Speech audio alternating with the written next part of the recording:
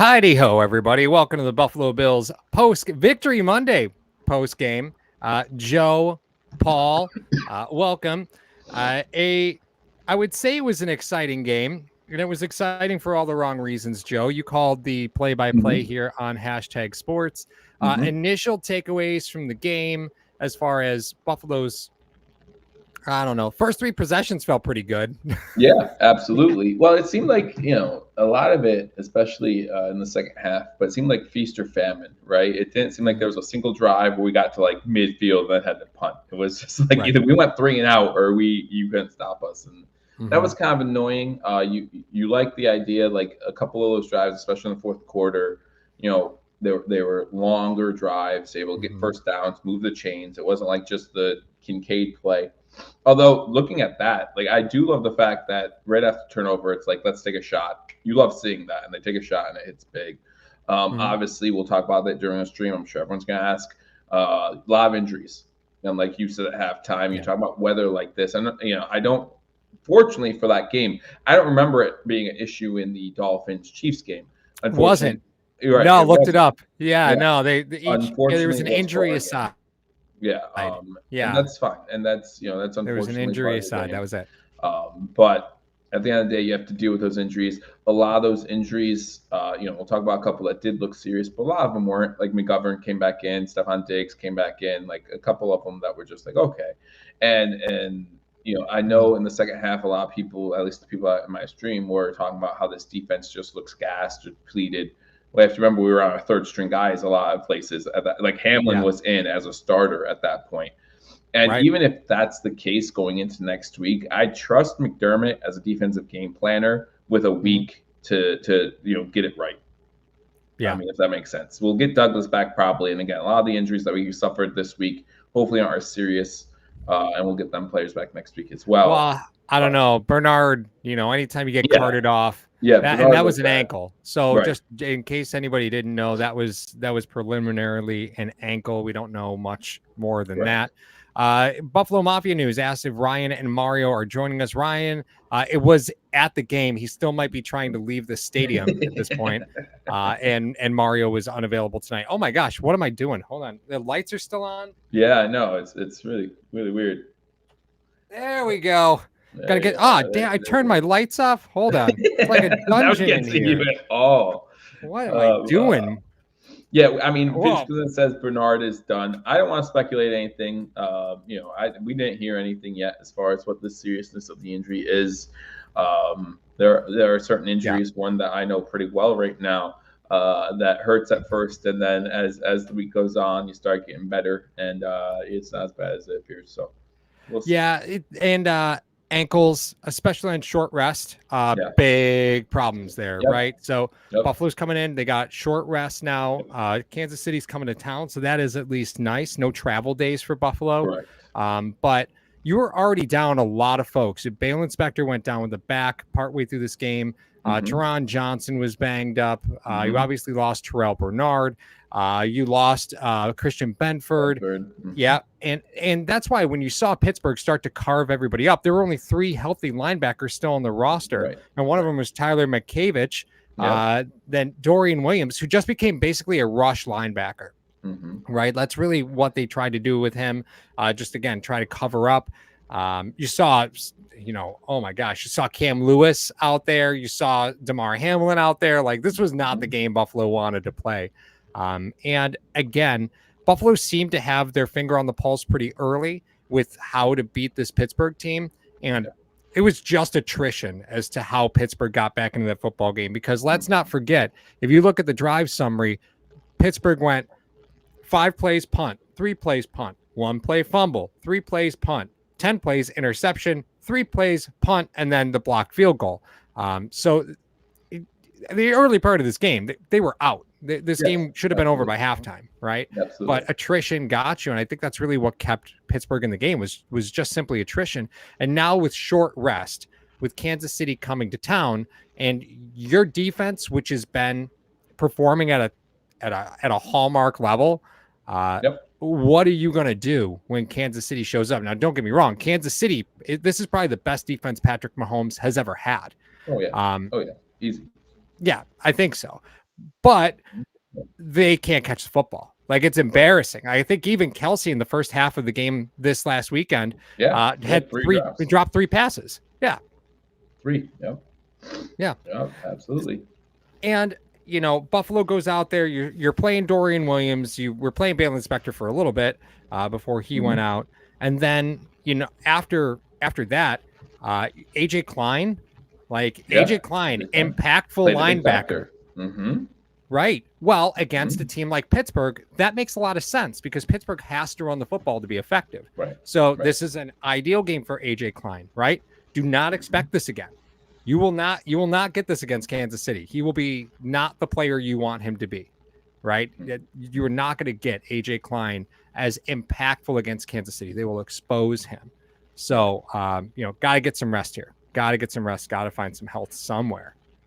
Yeah, like you said, luckily for the Bills this time around, there's no travel day, and we have a quarterback that if we have to throw all on his shoulders, he knows what that feels like. So this has to be an offensive shootout. I don't care how good Kansas City's defense is. I think I trust J17 a little bit. So who's your? Oh, I'm sorry, Joe. Go ahead. Well, I was going to say, and for everyone who said like, oh, there he goes, see ya. Well, and for everyone who said like. It was still at no point was I sitting there in the second half concerned for the Buffalo Bills. Like, I just wasn't. I was like, it's fine. Everything was fine the whole time. Even when we were only up, when they scored a touchdown to go down by 7 in the fourth. And I think there was a 3rd and 9 or 3rd and 8. And people in the chat were just like, oh, here we go. We're going to have to punt. Yeah, I was like, okay, we punt. And then we give the ball back and they score a touchdown. We have Josh Allen. I'm okay. I'm okay. Like, I just don't know. I mean, it's the benefit of having the quarterback that we do. So, Joe, if you had to name an MVP for tonight, one on the Steelers side, one on the Bills side, who would be your Steelers MVP? And I don't mean one of those condescending MVPs where it's really an MVP for the other team, Buffalo, like an actual legitimate MVP. Yeah, absolutely. That's a tough one. Because there's no numbers out there that wow you. You know what I mean? There's nothing out there that really surprises you about this team, about what they did. Everything was pretty much vanilla, and I feel like everything was pretty much vanilla. The Bills were able to stop the run game for the majority of the game. You look at Harris only had 37 yards. I would probably have to, just looking at this line, Freiermuth was a leading receiver, but I just feel like I think he had 1 or 2 drops in this game. I just don't feel like he was the guy that you want him to be.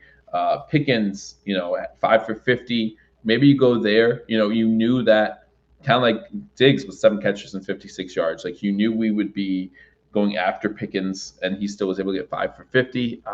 But yeah, I honestly couldn't tell you who my MVP for this game was for the Pittsburgh Steelers, because all these stat lines just look so okay.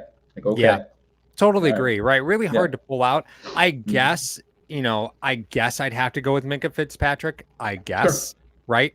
10 tackles today, was all over the field. Buffalo, that's what's so fascinating to me, right? Josh Allen goes 21 for 30, and Minkah Fitzpatrick has 10 tackles.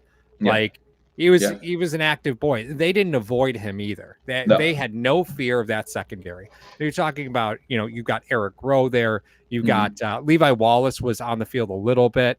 But Minkah Fitzpatrick, a perennially very, very, very impactful player. Again, getting up there in age, coming back from injury. Just, they didn't avoid him. I don't think they targeted him. But I guess I'd have to go Minkah Fitzpatrick. I mean, Cameron Hayward is always a dangerous player. So you could probably make an argument there. But for Buffalo, who's your MVP for this game? I mean, Josh Allen, right? Like, it has to be Josh Allen. Really? Absolutely. After that running touchdown, it has to be Josh Allen. You talk about a guy. I mean, look at the stats, though. How can it not be Josh Allen? Maybe you're talking about over 200 passing yards, 3 touchdowns, a big point that always bugs us about Josh Allen. No turnovers. Didn't turn the ball over. The big rushing touchdown there. Who you got? So obviously, chat everybody in the chat, go ahead and put Yeah. your Bills MVP You're for gonna the say Ed game. Oliver, aren't you? And Yeah. just tick me off. I know Ed Oliver. He did have a good first half. No, He did have a good first half. he did have a good first half, and then you have that silly, personal Roughing the foul, passer, yeah. roughing the passer. So I think there's probably, to me, there's two, and I think you could give it to Josh almost every single game. So that's why I'm like, come on, that's not any fun. Number one is Shakir.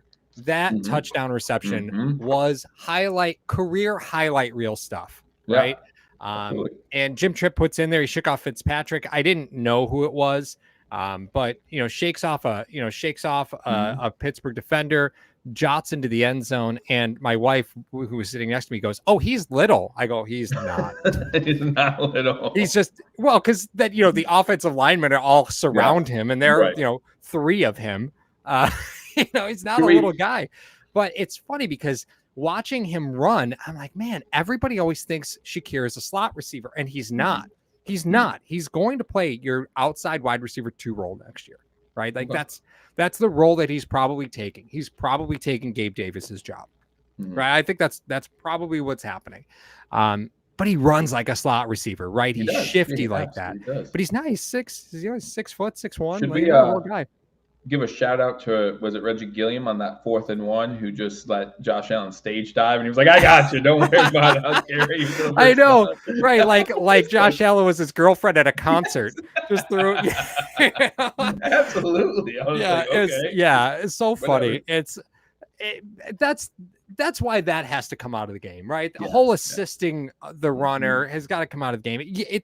I don't get it. It shouldn't be allowed. You shouldn't be allowed to do that. Well, the reason why I think it should be out of the game is look what happened to Joey Porter Jr. when McGovern came, and you know, I said it on the stream. I said that should be a penalty. It should be.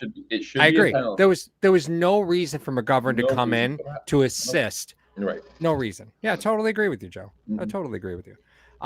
My second MVP, it's got to be Sam Martin. Because that boy, I don't know what kind of horse tranquilizer they gave him to get off a punt, but that boy could not walk. And then they just jotted him out there. And I give it to him, right? Low grade beaver tranquilizer. That's it. Yeah. For those of you that don't know, that's a quote from Dodgeball. Joe doesn't have the market cornered on low grade beaver tranquilizer. That's a quote from Dodgeball. But again, we talked about it at halftime. Tyler Bass has punted before in college. He had 5 career punts, averaged 48 yards. So not exactly a slouch by any means, but I'm sure far out of practice. But with all that being said, the Bills went and just ate up clock. Even though they were only up 1 score at one point, it wasn't about necessarily putting up a touchdown. You needed to figure out a way to give that defense a break because they had just been out there getting dragged, getting hurt. And then it was just a matter of time before, if you had a 3 and out, that game could have flipped. You had to take time. And that's why when you look at the drive summary, this drive summary brought to you by Mr. Rogers Homes, your Arizona relocation specialists. When you are looking at the fourth quarter, right? Buffalo goes out. Their final possessions, actually, we'll just look at all the possessions in the second half. They went 3 plays and a punt. That was a minute 56. After that, 14 plays for 7:18, 7 plays for 4:05. And then the final drive was 8 plays for just about 3 minutes. That's how you finish a game, right? That's it. You had 4 possessions the entire second half, and only one of them was sub 3 minutes. Yeah. Right. That's how you finish a football game.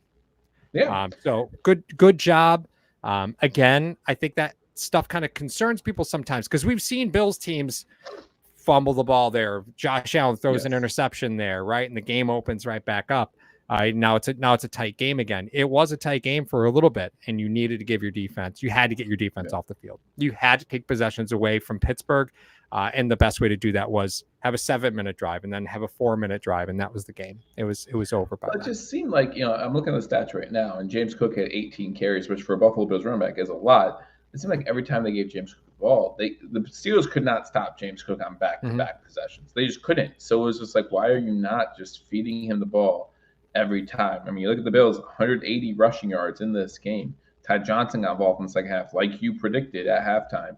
Josh Allen, obviously, with that big 52-yard run, which, by the way, is the longest run in Buffalo Bills postseason history. So he gets that. Not longest touchdown run, not longest run by a quarterback. The longest run. Period. Yeah. Which is crazy. But he gets that. So I don't know. There's obviously a part, 18 carries. That first drive of the second half, you kind of wished they would have ran the ball at least one time, but you also wish Dawson Knox would make that catch, which was right there. Exactly. Yeah. And, it creates a first down, so. Yeah. And I want to go back to, because I think it's important to at least talk about it, is what the weather does to players at this time of the year, because Buffalo is that high-flying, high-scoring offense, right? And you've seen them the last 6 weeks now effectively running the football. And I will be honest with you, the script of plays coming out of halftime has been good. The scripted plays going into the game has been, in my opinion, the best it's looked in all season, the last 4 weeks. They really had the other team's number right out of the box. And I think that is what is separating Buffalo from where they were 7 weeks prior, right? Is going into the game, you were going to struggle your first 2 possessions. You might walk away with some points. You might not. Now, that first drive, I expect Buffalo to score on their first drive. I really do. And if they don't score on their first drive, if they go 3 and out, it was probably a drop or something unfortunate. But I expect them to score on that second drive. And that's the thing, is I'm coming to expect Buffalo to score on every drive, where 6-8 weeks ago, that just was not an option. You were not thinking Buffalo was capable of scoring on every single drive. Right. Yeah. I mean, they scored 31 points today, and it felt like they left points on the board. Like, it felt like they had drives where they just weren't as successful as you wish they would be. Right. So, to have an offense that can do that is amazing. And like I said, I know our defense is depleted, and that's a scary thought. But going against the Chiefs, you kind of have that little bit of confidence, right? Because, and it's not just confidence in Josh Allen; it's just confidence in the offense as a whole. If you're the Chiefs right now, you're like, I have confidence in Patrick Mahomes. Yeah, who else though? Right? Who doesn't? Like, who doesn't? Right? Like, who doesn't? But do you have confidence in Rice? Maybe he's earned that over the past couple of weeks. You have confidence in Pacheco, Kelsey. Like, who is it? I don't know, because we saw in the Miami game, they had 5 red zone possessions, only 2 touchdowns. So the Bills, and I said this on live stream, the Bills were able to finish in the red zone today. The Chiefs didn't do that. That's going to be a big difference in a playoff game. Totally agree. And I think it's sort of an underplayed dynamic when you start talking about the Bills' third down efficiency, because there were times where the Bills were absolutely unstoppable on third downs offensively, and then that disappeared. And honestly, it hasn't been good for about the last month. The Bills have not been great in third down situations. They seem to have righted the ship a little bit against Miami, because I think they were 9 for 15 against Miami on third downs. I'll check that real quick. Yeah, 9 for 15 on third downs against Miami, 1 for 3 on fourth down. So that was sort of a big change. Miami seemed to have figured Buffalo out in those short yardage situations. Bills today, though, what do you think they were, Joe? Are you cheating? You already know what they were on third down. No. I mean, I've seen the stat, I think. They were 5 for 12 today on third downs. That's not going to do it against Kansas City. No. Yeah, that's not going to do it against Kansas City. Can't do that. I'm also watching the Eagles game, and Mike Evans just dropped an easy touchdown. So good job. But, I'm not afraid of the Eagles right now. No, not at all. They're down 3-0. I'm not afraid of the Eagles. No, not at all. Not that this game instilled confidence in me, because it certainly didn't. Buffalo walks away far more banged up, major injuries. Terrell Bernard going down for any amount of time, which it does look like his season is over. Anytime a player leaves the cart, you're not seeing him, right? That's that. So that's a huge problem, because if there's one position Buffalo hasn't really been able to protect, it's been that linebacker position. Right. Balin Spector going down with a back injury. You don't know what that's going to be like. Yeah. And then, of course, you have Dorian Williams, who we haven't seen in weeks. And now Dorian Williams is going to be a major part of your offense, and you have to start AJ Klein in the middle. Defense. This is bad news. Yeah. That's bad news, because if we take a look, BuffaloBills.com, we'll go to their roster. Let's take a look and see what we got hanging out, because Buffalo did have a tendency to be to stash veteran linebackers on their practice squad. They were actually they're pretty good at doing that. Dodson was inactive for this game, if I'm remembering correctly. So Dotson, if he's active, that would be a huge boost. I can't believe those words just left my mouth. And like that's the thing on, when you start looking at the roster, right? Because they have, they got guys who aren't really linebackers on the list on their roster, right? Because I think Von Miller's listed out as a linebacker on their BuffaloBills.com roster. Let's see. Well, hey, put him at linebacker. He ain't doing nothing at defensive end. So yeah, he's getting outrun by Mason Rudolph. So yeah, it's looking bad, man. I get that he's like, I think today was the statement that you're just going to see him during the postseason, right? They're not going to sit Von Miller. He must add value that's not production, right, across the defensive line. He must. I did want to appoint Mr. Diggs, giving the $2 super chat. Appreciate that. It says, okay, 14 seconds. How can they score 17 now? Go Bills. I don't know what that's referring to, but maybe you know. Let's see here. Hold on. Let me go back. How could they score 17 now? Oh, because we're up so much. Like we're up 17 with 14 seconds. Yeah, I still every minute of that game bothered me. It's at some point. All right, so Buffalo Bills practice squad. They have AJ Klein on their practice squad. End of list. That's it. Cupboards are bare. I do want to point out, I did see on Ian Rappaport's Twitter about 7 minutes ago, Bill Starr, Terrell Bernard emerged as one of the top defense. Whatever, I don't care. Believed to have an ankle sprain. X-rays were negative. MRI tomorrow, so we'll see. Okay, that's good. If it's a high ankle sprain, though, he's going to be out. It's still gonna be out. He's going to be out. So it's gonna be like a TJ Watt situation. So don't just because there's a word sprain doesn't mean that it's not that it's not nothing, right? And again, Buffalo has 3 corners right now on their practice squad, Josh Norman being one of them. So are we going to see a Josh Norman appearance in the postseason? Dun, dun, dun. He ran pretty fast on that Hardy return. It's a maybe. Just saying it's a maybe. He looked good running down the field on didn't he? Right? Absolutely. On that Deontay Hardy touchdown run. He looked good. And there's another guy that just total ghost city, right? Shows up for one catch today. Deontay Hardy. One catch, a little shake and bake, and we just can't seem to figure out a way to get him the football. What's going on there, Joe? I don't know. I was actually going to bring up Andy Isabella. I was actually surprised to see Andy Isabella on the offensive side of the ball at all. I thought he would just be there for special teams. He even had a target where Josh Allen kind of threw it at his feet, but still. Oh, the screenplay? That set screen? Yeah, the screenplay, set screen. And I would have loved to see him catch that ball because you know what Andy Isabella can do in the open field. And there was no one in front of him except for some blockers. And I was like, oh, that'd be interesting. But Hardy, it's been that way all season, even before Joe Brady, when you had Ken Dorsey. They would try to run these wide receiver sweeps that never worked with Hardy. It just doesn't seem to make sense why you can't, because even that one catch, he only had one catch, but he put on that shake and bake. He fought for that first down. It was like, all right, there you go. Way to be productive when you do get the ball. But it just doesn't seem to be consistent, and it doesn't make sense. How hard is it to run a route at the line of scrimmage, man? That's what I mean. Just get that. That's a type of player. Just get the football in his hands anywhere.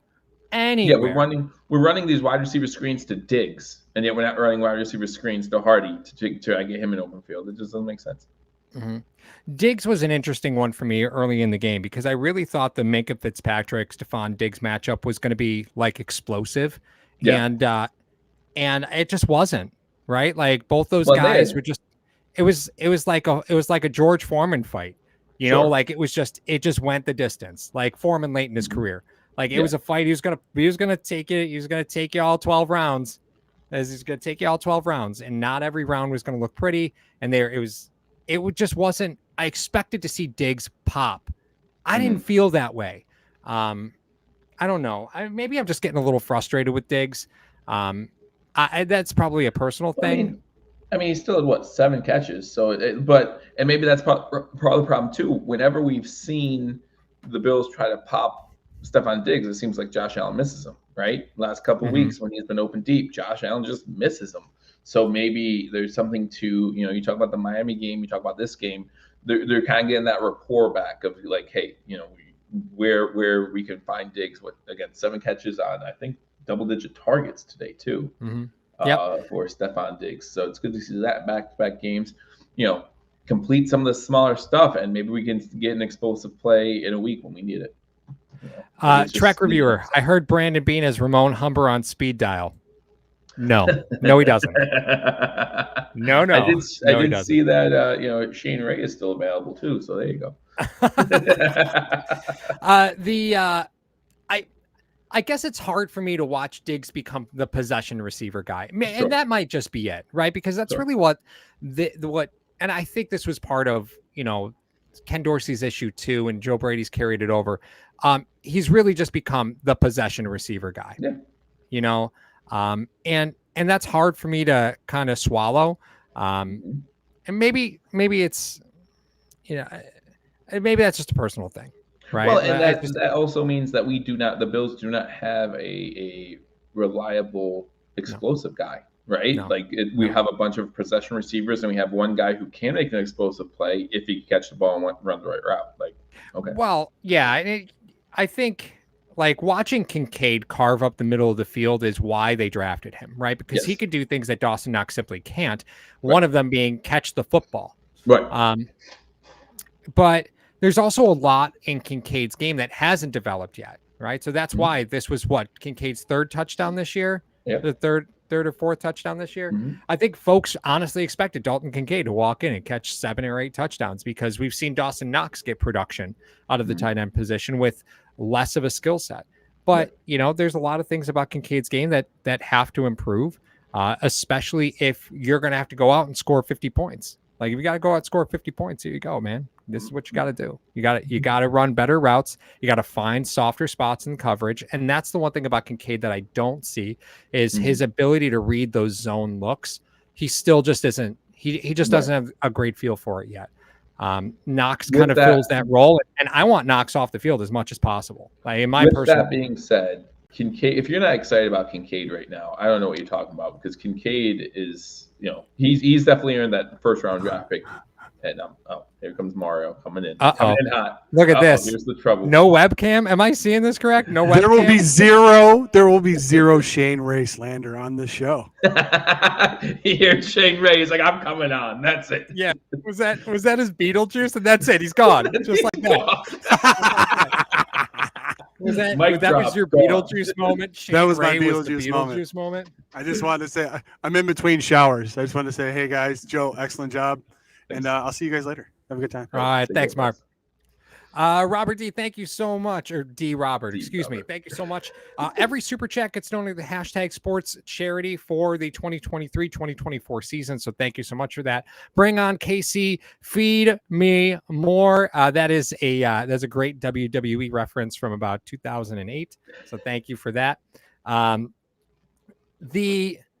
Going into the Kansas City game, God, I'm so used to just assuming we're there. Isn't there an error about you that you just think the NFL will realize there's some glitch in the matrix and the game's just supposed to be at Arrowhead? Doesn't it just feel that way? This week just because they'll show up on Thursday, be like, no, guys, the game's in Buffalo. Okay. Bring whoever, right? That's when we were walking into this game with Pittsburgh. I'm not going to say I was looking past Pittsburgh because Tomlin has never had a losing season in his career. That team was going to be as prepared as they could possibly be. Losing Joey Porter Jr. was a big problem for them. But they were going to be prepared. And they're a disciplined team, and they're going to play their role. They're going to play their responsibility. And Tomlin is a very successful coach because he does do a great job of preparing his team. Now, of course, I'm saying that, and they were down 21-0 at one point in this game. But with all that being said, there wasn't a single thing about this game that I looked at and said, I can't wait to see what Buffalo builds on for Kansas City, right? Because I don't think there's a single thing Buffalo did offensively that you'll do against Kansas City, right? This really was a game plan all to itself, and everything you put on tape, she's gone now, right? Because that Kansas City defense is going to come after you. They're going to bring a ton of pressure. And while Pittsburgh did bring pressure, they just weren't as effective at it. Kansas City's going to bring a ton of heat at all times because that's how they've been successful. They are going to bet that they will either sack the quarterback, get a 3 and out, or cause a turnover. Either that or they're going to give up a touchdown. That's really what they do. So they bank on the fact that you have to score a touchdown to beat them, because they bring the heat every single snap. And Buffalo, I think, is going to have some trouble there. The offensive line did a great job today. I was a little worried when you saw McGovern go down, right? Yeah. When he first went down, that looked like a serious injury. Like he was down and holding something. Yeah. Like it looked like a bad injury. It was isn't it funny? A guy goes down and if it's an offensive lineman, you're like, it's probably just a finger. It's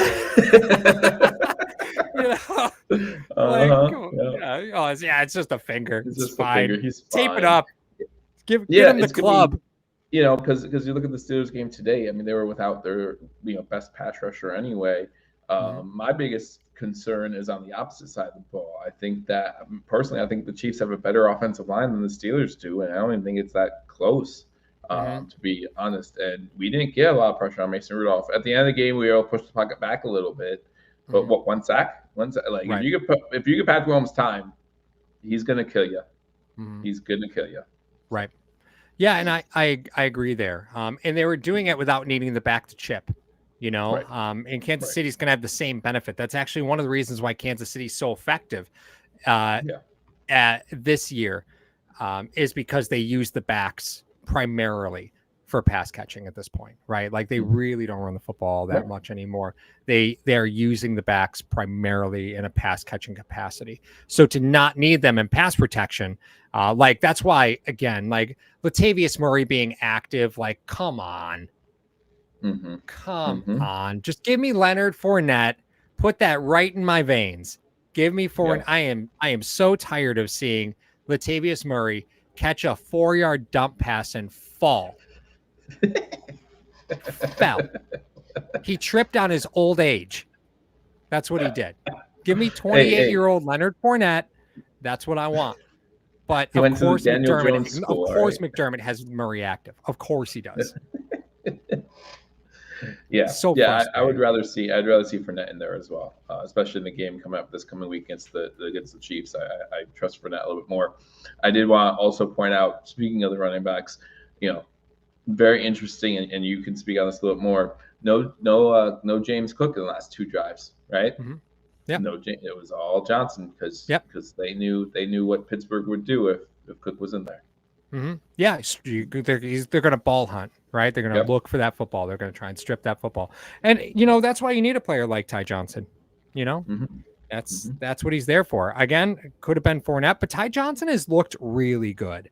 That's a player you're not going to get back. Right, because he's just on a 1-year deal. He was a practice squad, so when you elevate him, he's just on a 1-year deal. That is a player you are probably not getting back, and that hurts a little because he's a great complement to Cook. Now, of course, you'd like somebody maybe a little bigger, maybe a little bit more explosive, and we're probably splitting hairs here. But I think that's the role you expected Damian Harris to fill, and then Harris goes down with the neck. So. Ty Johnson was just a contingency plan there, and I did bring up this comment because it's a decent question, and I'll give it to you. 2 call-ups for Lenny left was he saved tonight on purpose for what's down the line. So let's look into that. I'm just going to double check the playoff rules on that because I don't think there's a limit in the playoffs to practice squad call-ups. I thought they had eliminated that last year, and I will be honest with you, looking up playoff practice squad rules, not the easiest thing to Google, guys.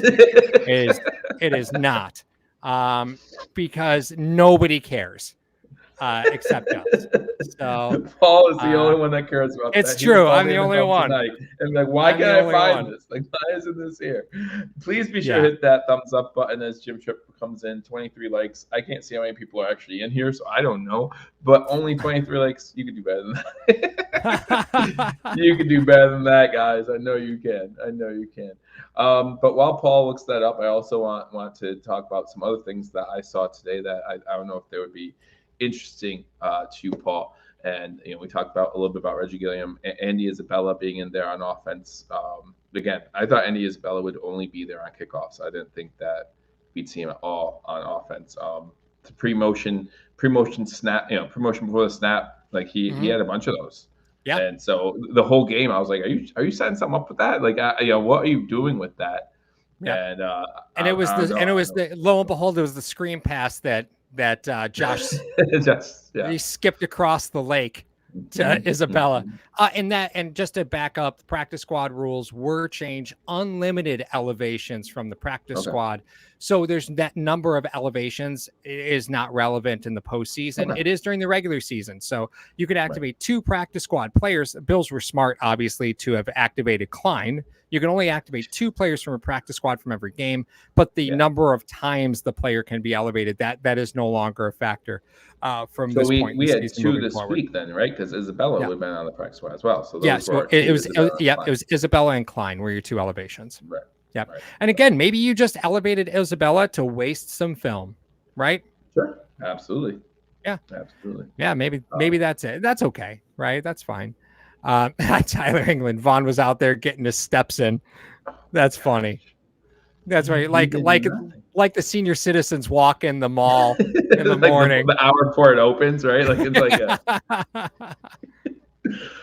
but it's ridiculous because again, if we now I believe that we will run more blitz packages at Mahomes. I didn't see too many exact blitz packages today. I just saw a pretty vanilla defense on our side as well, which is fine by me. You sit back there, and I even said this right before you came at halftime. You play the run, and you sit back there and say, if Mason Rudolph's gonna beat us, then let Mason Rudolph beat us. Like absolutely, yes, that's the game plan. Well, and Joe, I'm totally with you, right? Pittsburgh did not belong in the playoffs. I know they got there, but they were almost any team should have been able to beat them. Right. Correct. Yes. I believe that they, and I think that a lot of people who did like the pre playoff ratings, they were 14th on everyone's list because, the fact they got in is just a testament to Mike Tomlin. But, for all the praise that Mike Tomlin gets, how many times can you finish 10-7? And not because he is now 8-10 in the playoffs, 8-10, and he had 2 Super Bowl runs. So he's been at least 17 years. So that means he's 7-1 in those Super Bowl runs in those 2 years, and that means he's 1-9 the rest of the time. Yeah, it's not exactly great, Very Marvin Lewis, right? Right, exactly. Yeah.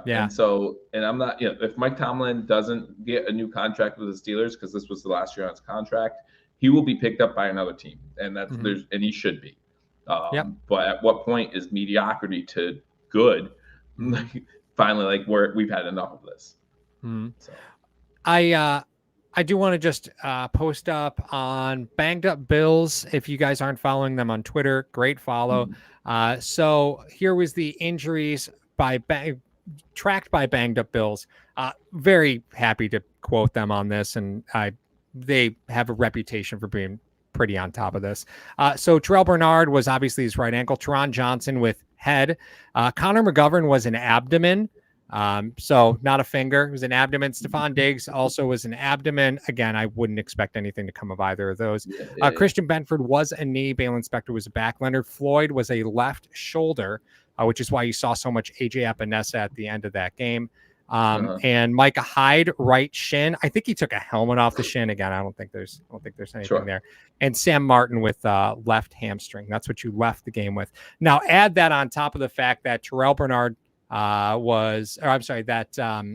you were already down Rasul Douglas, already down Taylor Rapp, already down Terrell Dodson. Matt Milano and Tre'Davious White are gone for the season. Jordan Phillips is on IR. The fact that you're even competitive, good job, Buffalo. Right? Absolutely. Good job. But this is where the season gets nasty.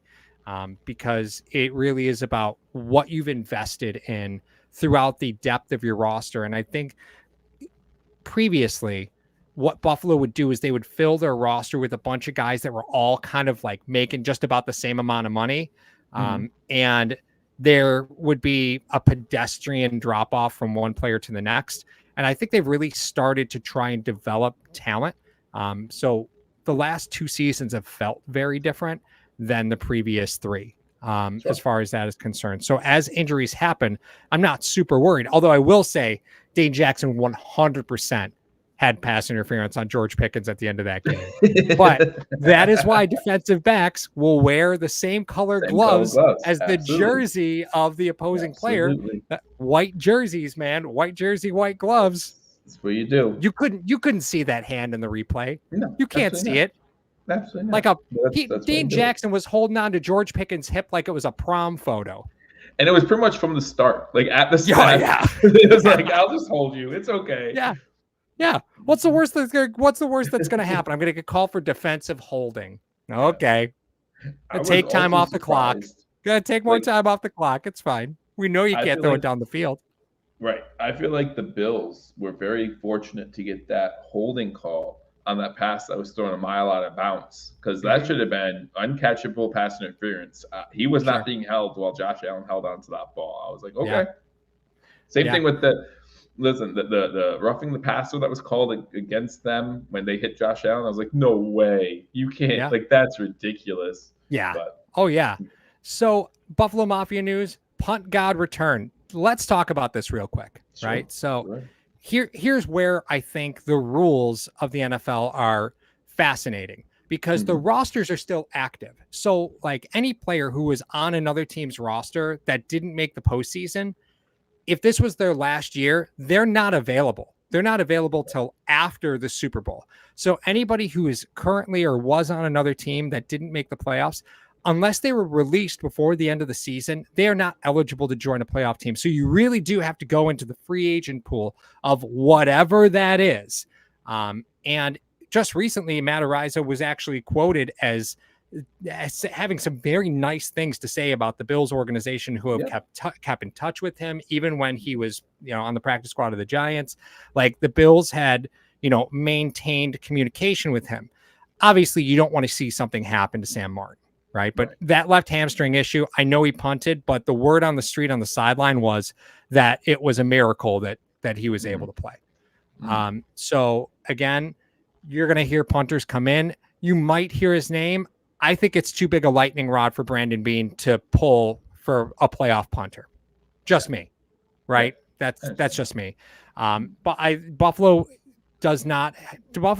refuses to punt in most scenarios unless absolutely necessary. So you're going to hear familiar names, but again, if they do sign a punter, because they do not have one on the practice squad. If they do sign a punter, I highly doubt it will be Araiza. It's not Beane's style to pull a lightning rod like that. Even though there's probably nothing to be concerned about at this point, given everything that's come out, there's still a stigma that's attached to that they're going to need longer than 6 days to try and remediate. As far as the possible outrage that would happen. Again, what you think of that, be that what it may, I just don't see Beane doing that. Have Tyler Bass do all the kicking, so that way we can get another linebacker, because we need one.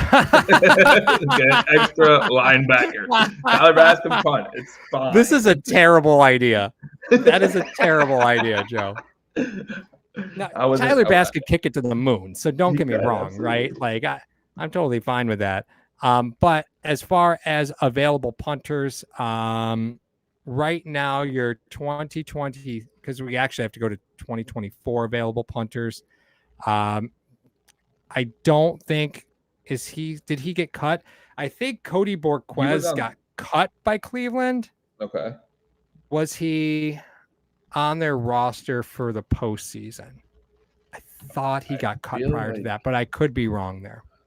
But do you want listen, Tyler Bass is having enough problems kicking the ball. Do you want someone who can't hold it then? Yeah, what was that? I don't know. Shanks, man. It was like Caddyshack. Yeah, I just don't know what that was today. But Matt Hack can make a comeback. Hack's available. There you go. Well, I mean, I'm just dude, games, let's be honest, right? Let's be honest. He's already been here. It was an abysmal punting performance while he was here. He was Borquez played in the Houston game. Yeah. He played Borquez played 2 days ago, so he would not be available. Okay. All right.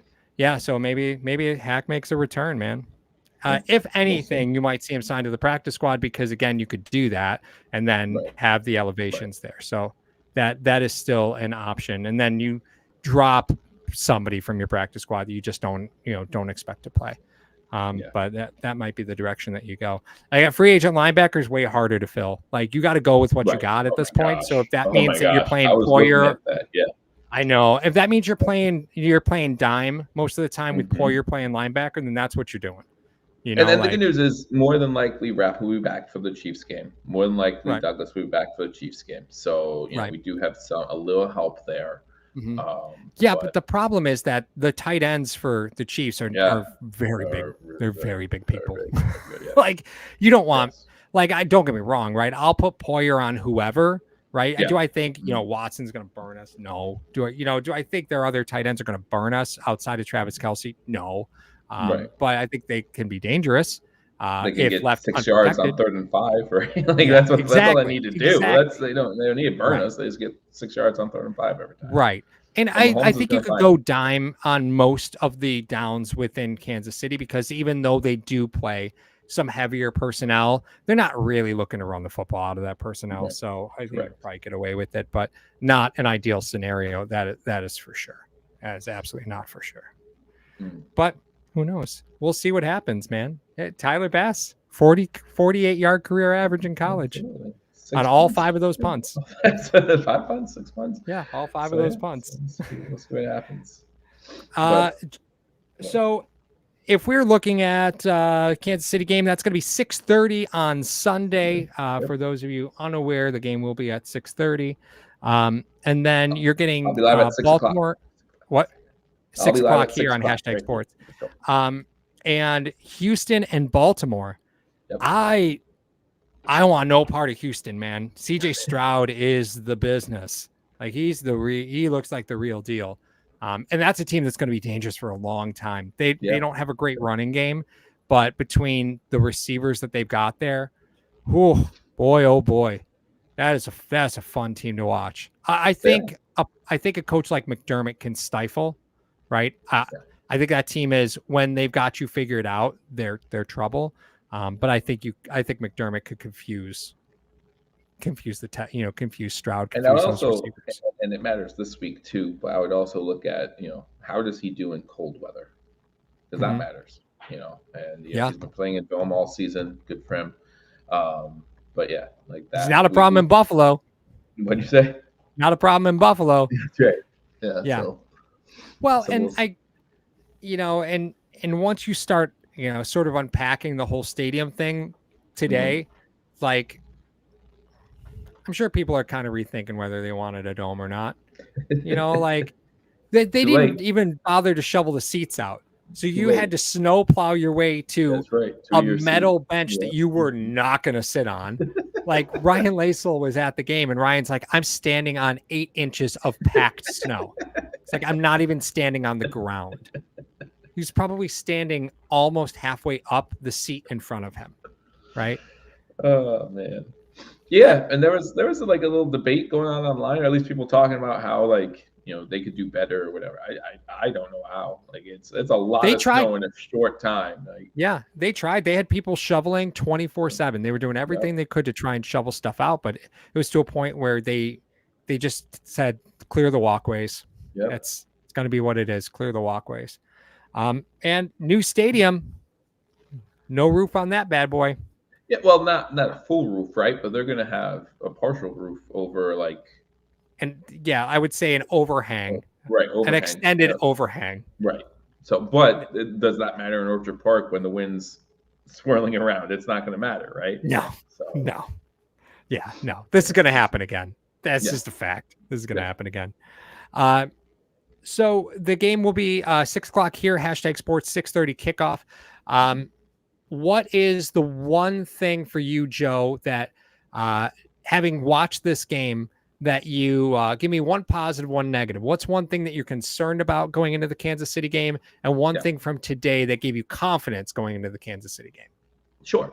And as we said, with this game, you throw out everything. This game, the Steelers and the Chiefs, 2 totally different animals, right? Yeah. You're going to play a defense that says, hey, let Mason Rudolph beat you. You are not going to play a defense that says, hey, let Mahomes beat you, because he will. Like, that's just what he will do. What I like about first let's talk about what I dislike about this game. What concerns me is the pressure they were not able to get with their front four, because with our lack of depth at linebacker, with our other injuries at the defensive back positions, who you blitzing?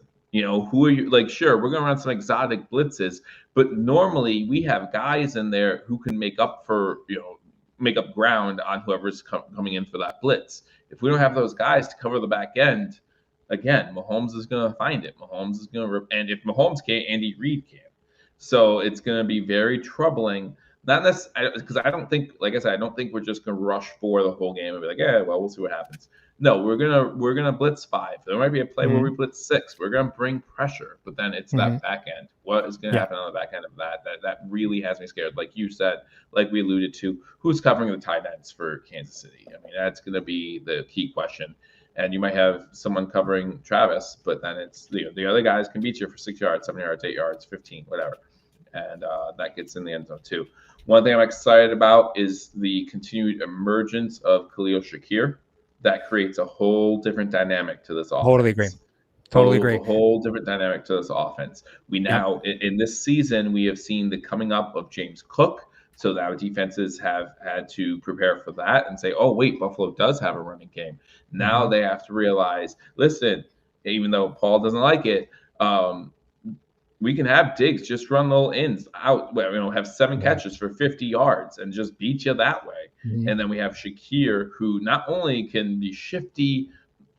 Minkah Fitzpatrick is a good tackler, or whoever was who was trying to tackle him. And he just was like, I'm not going down. And that just shows how much grit and how big he really is.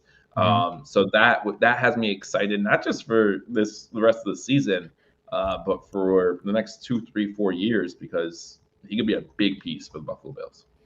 I think, Khalil Shakir looks like a bobblehead out there, right? Because his head looks so much bigger than the rest of his body. Yeah. He's a fun player to watch, right? So to watch him pop this season is really exciting. I don't want to bet the farm on that, right? Because I think Buffalo did that with Gabe Davis, right? They looked at it and said, well, we smartly invested here. We made the right decision here.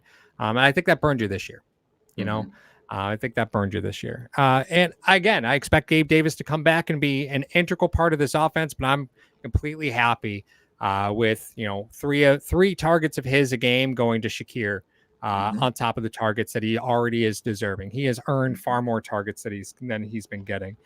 So I'm really excited about that. I think if I were one thing that concerned me leaving this game was I think you hit the nail on the head. Pass rush concerns me a bit. Yeah. I will say that you need to play a different style of pass rush to be effective against Patrick Mahomes. Absolutely. Buffalo likes to try and crash the corners, and that gives big throwing lanes. And Mahomes will just step into those, right? He'll just sidestep to the right and work his way from that vacated gap. Buffalo really needs to try and run tighter pressure concepts. Where it's a little bit messier, where Mahomes is going to have to go around the edge to break contain as opposed to stepping in. Mahomes is one of the best in the NFL and stepping through the line, right, and finding that space. He is not one of the best in the NFL when you're asking him to break contain on the outside. This has been an awful year for him there. I know he's got the reputation for making all these amazing throws, but the fact of the matter is you get Patrick Mahomes rolling to his left and he's an average quarterback by NFL statistics standpoint. I'm just telling you the truth. You can look at it. It's a PFF stat outside the pocket on the left. He is an average NFL quarterback.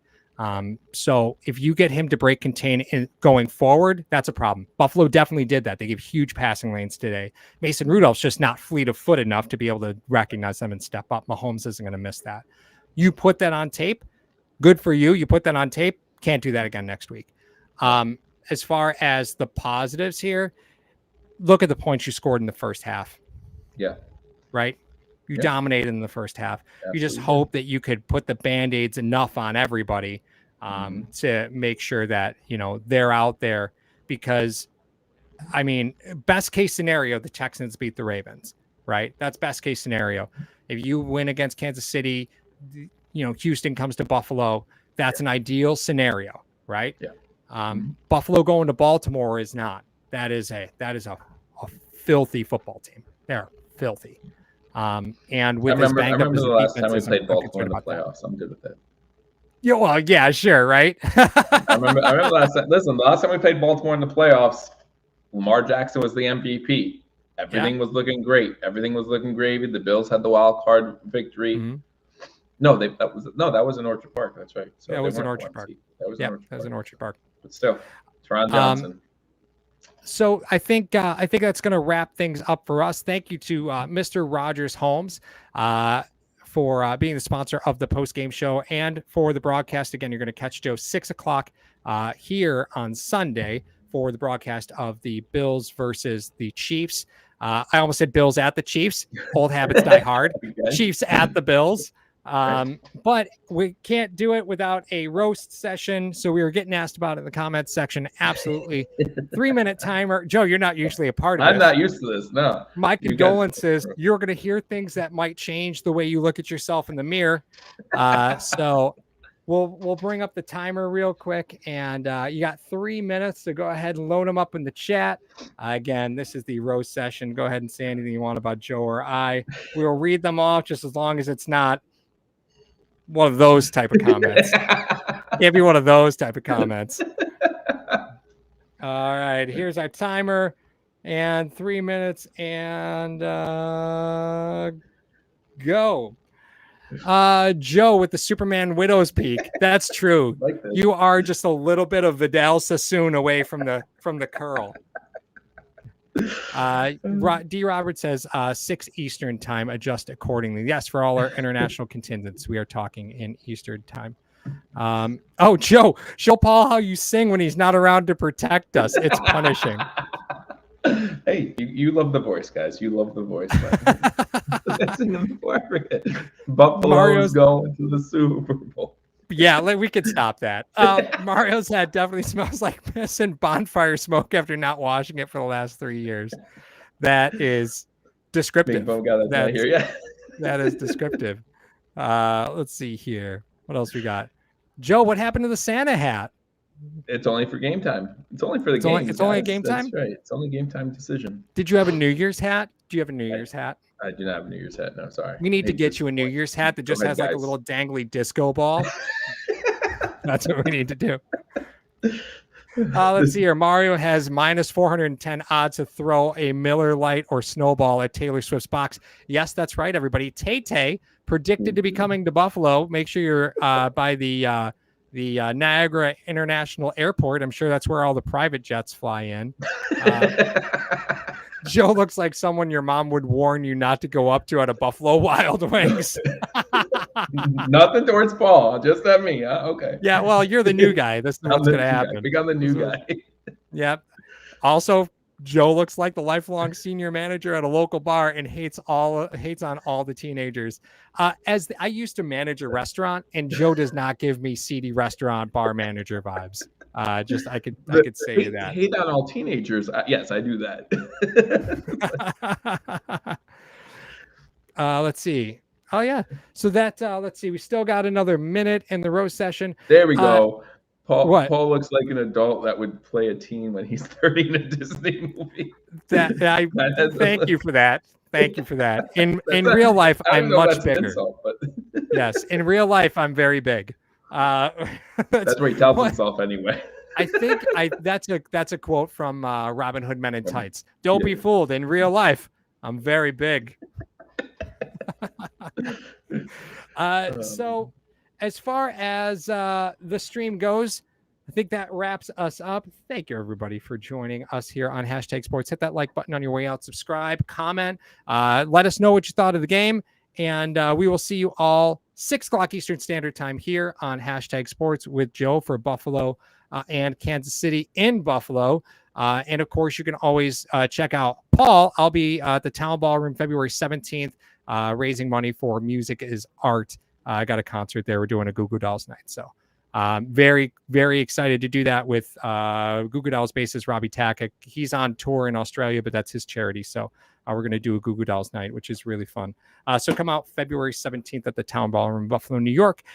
Thank you again to Mr. Rogers Holmes. your Arizona relocation specialist. Build wealth through Arizona real estate. And I think that's going to wrap us up, Joe. Thank you again for all that you do, brother. Excellent job as always. And I think that'll end the stream. Have a good one, everybody. Good night. Thank you, Paul, as well as the rest of the Hashtag Sports crew. It's an honor being a sponsor. Investing in real estate, especially in the Phoenix metro area, may change your financial picture forever. And it's easier than you may think. I'm originally from Buffalo, New York, and proud of it. Yet I live in the Valley of the Sun, have for decades, and love it. I also humbly run one of the top real estate teams in Arizona. We help others score, as it were, when it comes to buying, selling, renting, and of course, investing in real estate. I've been a multi-million-dollar producer for many years, and the Mr. Rogers Homes Arizona real estate team has earned the top spot at West USA Realty for 10 years plus. Again, thank you, Hashtag Sports, go Bills, and God bless